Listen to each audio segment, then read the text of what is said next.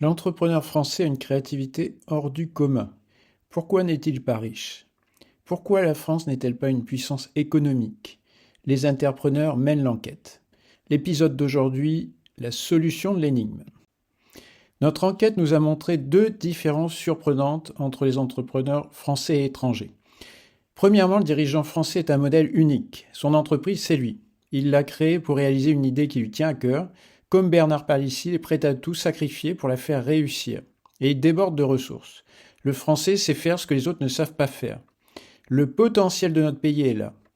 Deuxièmement, ailleurs, l'entreprise appartient à un tissu économique qui la stimule vigoureusement.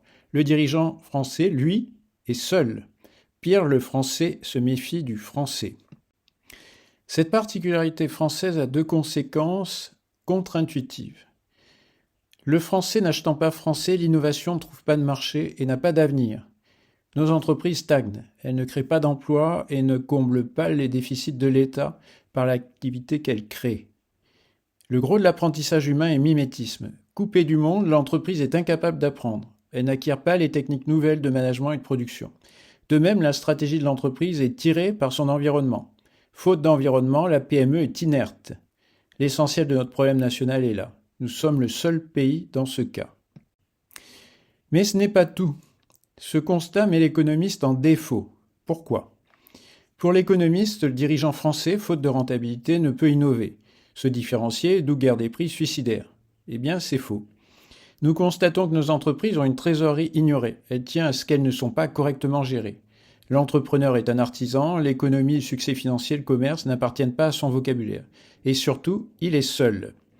Nous constatons aussi qu'il a l'idée de l'innovation qui pourrait lui donner un monopole de niche et quasiment, à portée de main, les moyens pour financer son développement. Mais il n'en est pas conscient. Alors, que retenir? La PME française a un exceptionnel potentiel créatif. Mais il est bridé par un manque de solidarité que l'on ne trouve pas à l'étranger. Notre problème est là. Nous sommes une exception mondiale. Nous avons résolu une énigme, nous nous retrouvons avec un problème. Comment faire profiter notre pays du potentiel de nos entreprises? Notre prochaine escale est en Allemagne. Les économistes et notre gouvernement nous la donnent en exemple. Ont-ils raison?